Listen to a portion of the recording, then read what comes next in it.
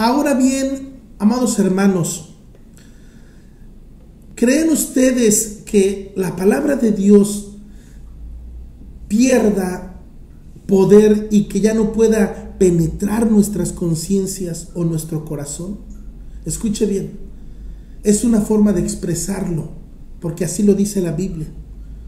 El hecho de que uno diga o exprese que la palabra de Dios ya no penetra en el corazón o en la conciencia de una persona, en este caso de un cristiano, significa que Dios abandona a su propia suerte a ese creyente, porque Dios no se va a pasar el tiempo peleando con nosotros, porque no le somos rival. Pero hay cristianos que no entienden esto y creen que Dios va a estar perdiendo el tiempo con ellos, cuando la Biblia claramente dice en muchas partes que Dios abandona al hombre a su propia suerte, no importa que sea cristiano. Dios no se va a pasar su tiempo peleándose con nosotros. Esto es fuerte, porque la palabra del Señor dice que la palabra de Dios es como un martillo que quebranta la piedra. La palabra de Dios es como fuego consumidor, es como jabón de lavadores, es como agua purificadora para todos aquellos que están dispuestos en su corazón a ser cambiados por el Espíritu Santo, pero no para aquellos que endurecen su corazón. Entonces, ¿qué significa? Porque esto es bíblico. ¿Qué significa que la palabra de Dios no penetra ya tu corazón o tu conciencia? Significa que Dios te abandona a tu propia suerte, a tu propio criterio, a tus propios pensamientos e ideas. Porque Dios no se va a pasar el tiempo peleando con nosotros. Dios lo que dijo está bien dicho y jamás se va a retractar de nada de lo que Dios en su infinita sabiduría ha dicho para nosotros. Más adelante vamos a ver unos textos impresionantes, impactantes, si es que tú quieres que Dios cambie tu vida y te libre de la apostasía. Hay una apostasía, diríamos, universal, mundial, en la que obviamente está toda persona, el mundo está involucrado en eso.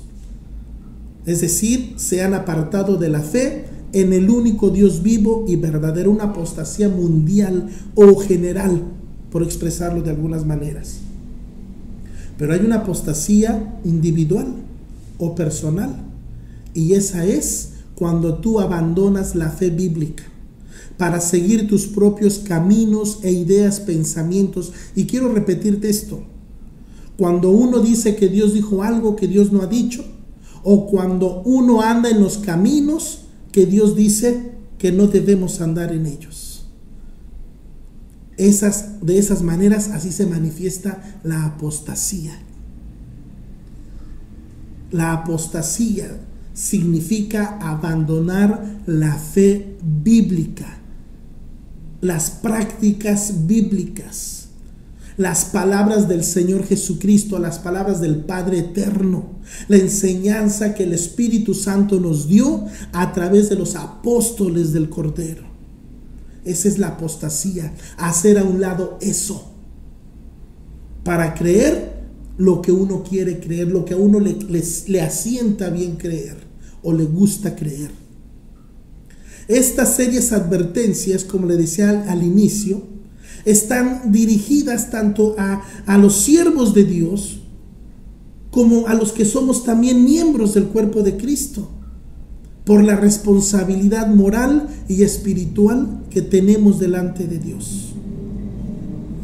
Harpazo es la palabra griega que se ha traducido como rapto o arrebatamiento.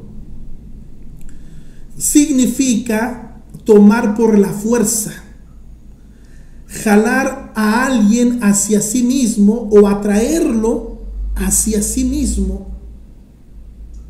Las personas que no creen en el rapto expresan lo siguiente: es que Jesús no puede venir a raptar a nadie. Si Jesús no se está robando nada, Tampoco Jesús puede venir a arrebatar a alguien, porque nosotros somos de Él, y si somos de Él, ¿cómo nos va a arrebatar? ¿O de qué nos va a arrebatar? Son argumentos débiles, porque esta no es la idea bíblica de la palabra que estamos estudiando. Son las palabras del Señor Jesucristo las que nos dan la idea del rapto. Escuche, Jesús dijo, como ladrón en la noche. Si a alguna persona la van a raptar, no le van a avisar. No le van a decir, prepárate porque tal día, de tal mes, de tal año, vamos a raptarte. Jamás va a suceder eso. Por eso la idea del rapto es tomarnos por sorpresa a la hora que menos pensemos. Esa es la idea de la palabra rapto en la Biblia, tomarnos por sorpresa o arrebatarnos por sorpresa. Esta ilustración es suficiente. Como ladrón en la noche. Jesús dijo, si el padre de familia supiera a qué hora vendrá el ladrón, no dejaría de minar su casa, de estar también, en otras palabras, de estar vigilante. Esa es la idea. Por eso el apóstol Pablo dice que somos hijos de luz e hijos del día, y que el día del Señor no nos debe de sorprender a nosotros como si estuviéramos viviendo en la oscuridad o en las tinieblas. Es interesante estas palabras. Ahora bien, las responsabilidades que nosotros tenemos delante del Señor son muy importantes. Como siervos de Dios o como miembros del cuerpo de Jesucristo. Le tengo que repetir nuevamente, la responsabilidad moral y espiritual delante de nuestro Dios, de los que predican tanto como de los que no predican, es exactamente la misma. Seguid la paz con todos y la santidad, sin la cual nadie verá al Señor. Ahora vamos a ver en la Biblia uno de los textos más impactantes, o que deberían de impactarnos de una manera importante, de una forma especial, como siervos de Dios y como iglesia de Jesucristo. Y quiero repetirle esto porque por ahí andan muchas personas, muchos hermanos que dicen, ay, qué bueno que yo no soy pastor, qué bueno que yo no enseño, qué bueno que yo no soy profeta, qué bueno que simple y sencillamente soy un miembro. No importa, para ti es esta palabra. Eres un agente moral libre, tienes una responsabilidad moral y espiritual delante de Dios. Tú no estás exento. También para ti es esta palabra, aunque no prediques en la iglesia o en un púlpito. Da igual, este texto es para todos nosotros como creyentes en Jesucristo. Por eso muchos, conociendo esta responsabilidad, por eso apostatan de la fe. Es muy importante leer lo que es la apostasía en todo su contexto, amados hermanos, tanto del Antiguo Testamento como del Nuevo Testamento, y nos vamos a dar cuenta que la apostasía, te vuelvo a repetir, es abandonar la palabra de Dios, hacerla a un lado, abandonar las palabras del Señor Jesucristo, echarla tras las espaldas de uno. Eso es apostasía. Pero vamos a ver todo su contexto para que entendamos lo importante y lo serio que es esto para todos nosotros. Vamos a ver lo que dice el Evangelio de Mateo. Como te decía hace un momento, es de los textos más impresionantes. Mateo capítulo 7, versículo 21 al 23. Dice así: no todo el que me dice Señor, Señor, entrará en el reino de los cielos. Aquí la palabra Señor denota en que nosotros entendemos que Él es soberano, que Él es Señor de todo. No cualquier Señor, no cualquier persona, sino el Señor. Esto es importante. Y la repetición Señor, Señor, indica que sabemos quién es el Señor. Por eso le estamos diciendo Señor, Señor, según lo expresa el texto. No todo el que me dice Señor, Señor, entrará en el reino de los cielos. Escuche bien, sino solo aquel que hace la voluntad de mi Padre. Esto es importantísimo. Nosotros necesitamos saber cuál es la voluntad del Padre. Esto de verdad, amados hermanos, es importante.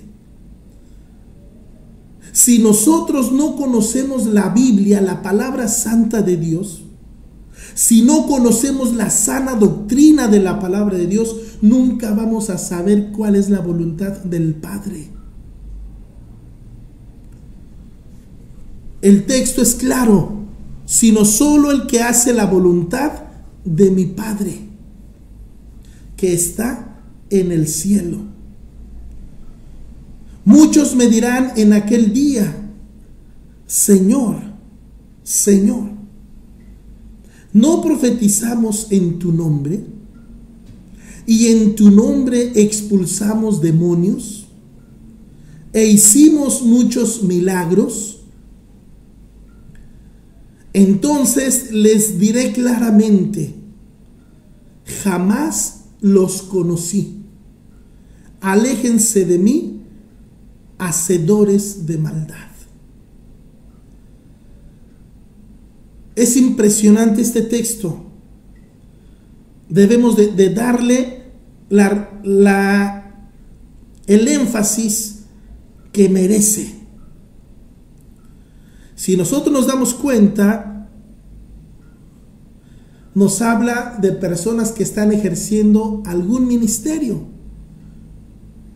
No profetizamos en tu nombre, uno, y en tu nombre expulsamos demonios, aunque la liberación demoníaca no es un ministerio, pero ya tal parece que en nuestros días eso ya se convirtió en un ministerio, cuando más bien es una responsabilidad de todo creyente. No es un ministerio. Ese famoso ministerio de la revelación, de la expulsión de demonios, no es un ministerio, es una responsabilidad. Como hijos de Dios y como creyentes en Jesucristo, no es un ministerio, es una responsabilidad que todo hombre o mujer llamada al ministerio debe de hacer, debe de realizar. Y después dice, e hicimos muchos milagros en tu nombre, ministerios espectaculares. Toda la gente ya quiere profetizar. Eso de andar liberando, expulsando demonios, es algo espectacular, algo que le da fama a los hombres, algo que le da reconocimiento al ser humano. Escuche, ahora imagínese el hacer milagros, ministerios espectaculares, fama ante la gente, fama en la televisión, fama en la iglesia. Escuche,